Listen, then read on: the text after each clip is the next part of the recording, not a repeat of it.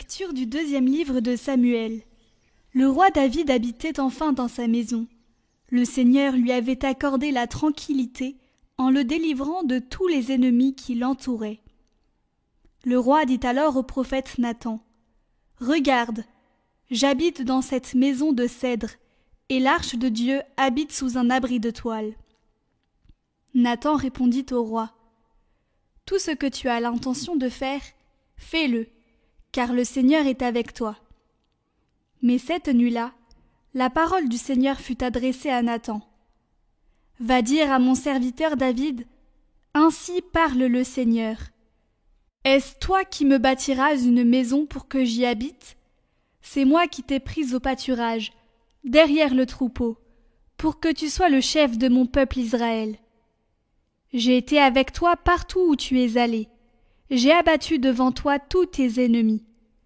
Je t'ai fait un nom aussi grand que celui des plus grands de la terre. Je fixerai en ce lieu mon peuple Israël. Je l'y planterai. Il s'y établira et ne tremblera plus, et les méchants ne viendront plus l'humilier, comme ils l'ont fait autrefois, depuis le jour où j'ai institué des juges pour conduire mon peuple Israël. Oui, je t'ai accordé la tranquillité en te délivrant de tous tes ennemis. Le Seigneur t'annonce qu'il te fera lui-même une maison. Quand tes jours seront accomplis et que tu reposeras auprès de tes pères, je te susciterai dans ta descendance un successeur qui naîtra de toi, et je rendrai stable sa royauté. Moi, je serai pour lui un père, et lui sera pour moi un fils. Ta maison et ta royauté subsisteront toujours devant moi. Ton trône sera stable pour toujours.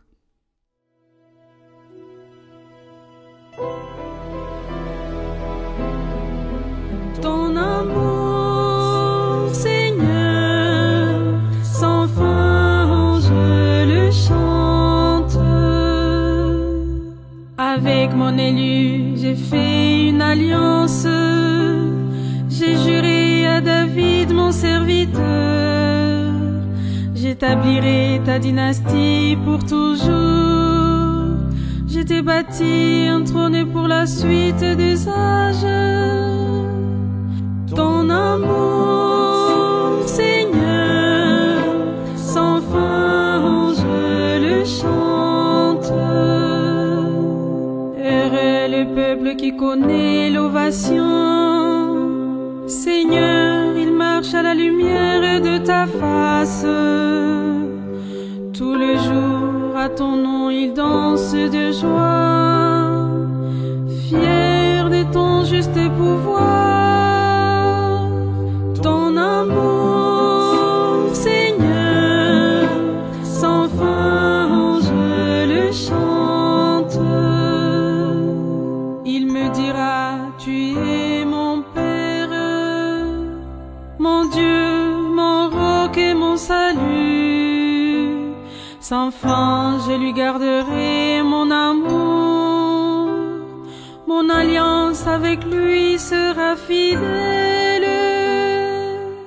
Ton amour, Seigneur, sans fin, je le chante.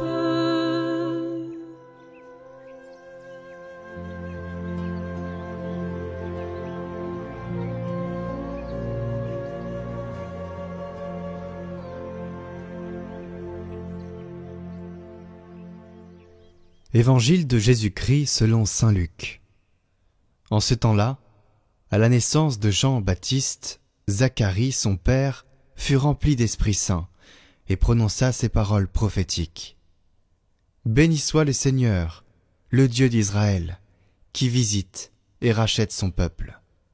Il a fait surgir la force qui nous sauve dans la maison de David, son serviteur, comme il l'avait dit par la bouche des saints, par ses prophètes, depuis les temps anciens. Salut qui nous arrache à l'ennemi, à la main de tous nos oppresseurs. Amour qu'il montre envers nos pères, mémoire de son alliance sainte. Serment juré à notre père Abraham, de nous rendre sans crainte, afin que, délivrés de la main des ennemis, nous le servions dans la justice et la sainteté, en sa présence tout au long de nos jours. Toi aussi, petit enfant, tu seras appelé prophète du Très-Haut. Tu marcheras devant, à la face du Seigneur, et tu prépareras ses chemins, pour donner à son peuple de connaître le salut, par la rémission de ses péchés, grâce à la tendresse, à l'amour de notre Dieu, quand nous visite l'astre d'en haut, pour illuminer ceux qui habitent les ténèbres et l'ombre de la mort, pour conduire nos pas au chemin de la paix.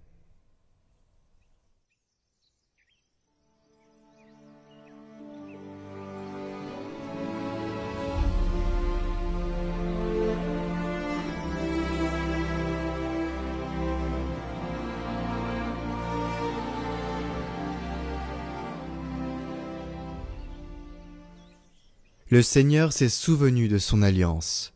Le Seigneur n'oublie pas, il n'oublie jamais.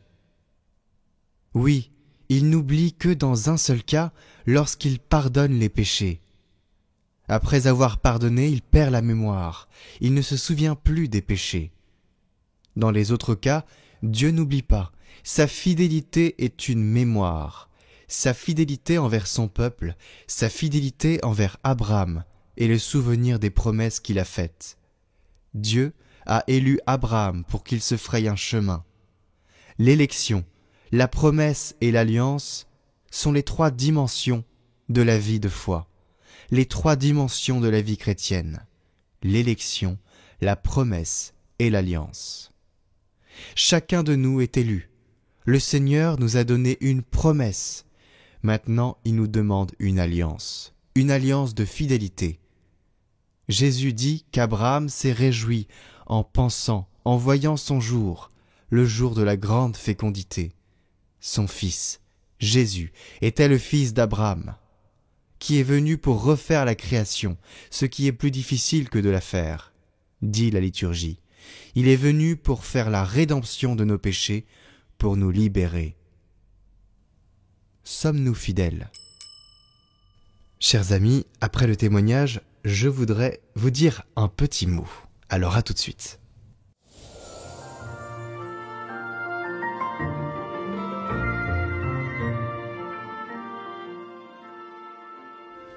Bonjour, je suis Ambroise, séminariste pour le diocèse du Caire en Égypte.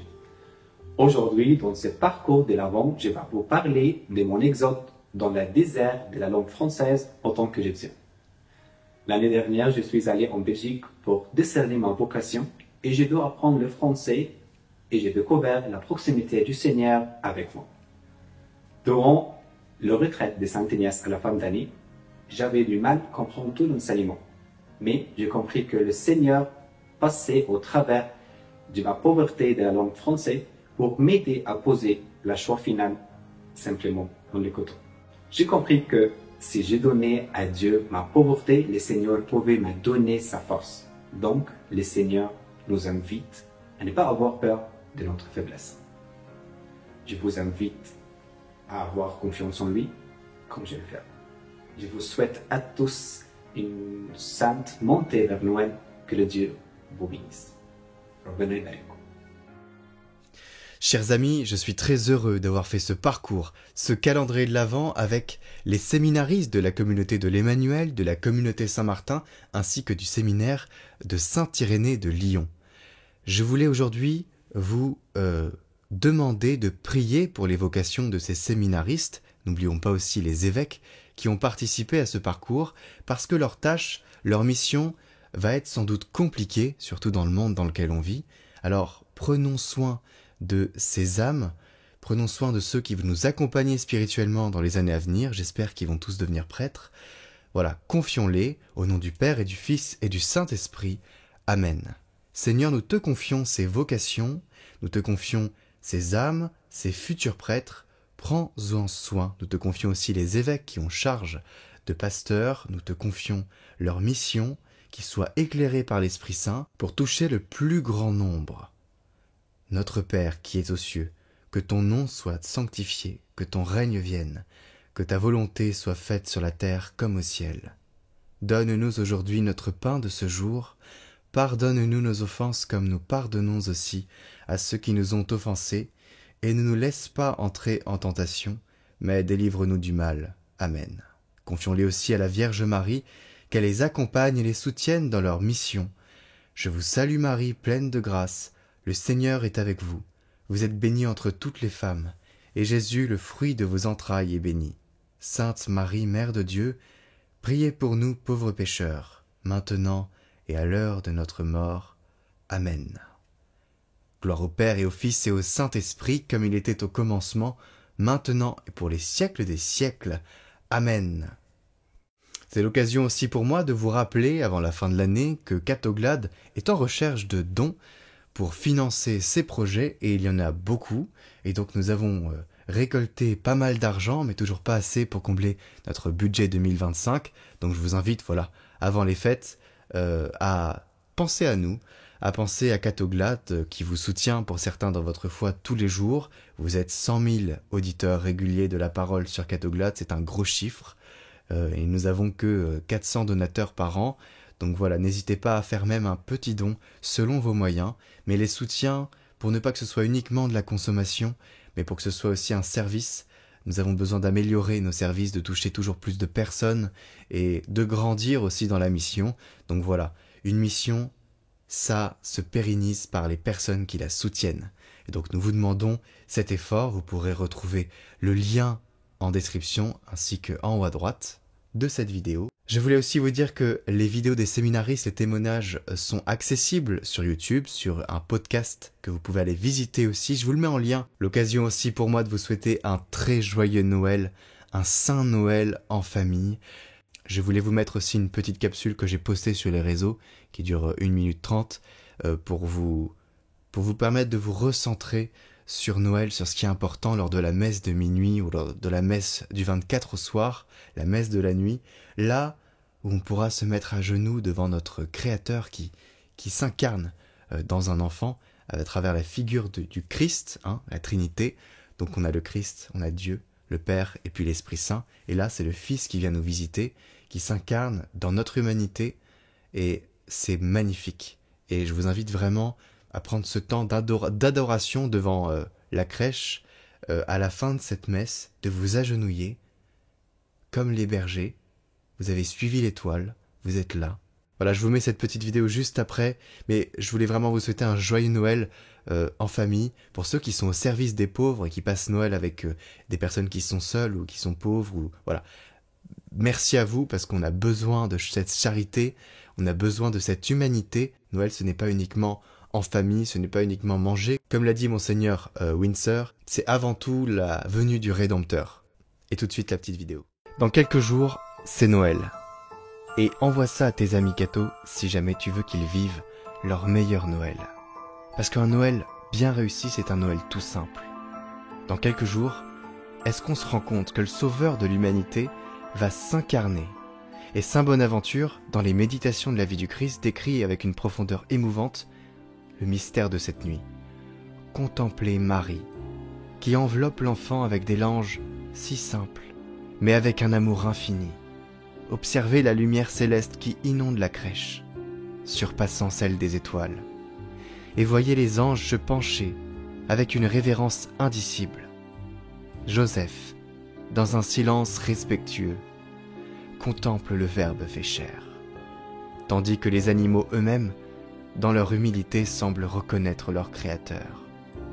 Saint Bonaventure nous invite à ressentir cette scène comme si nous y étions, à nous agenouiller dans l'intimité de cette crèche et à offrir notre adoration.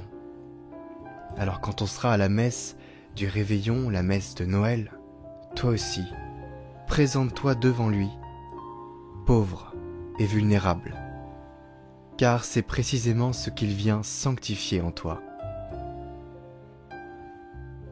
Noël, c'est Dieu qui prend chair pour nous offrir sa lumière, sa paix et son salut.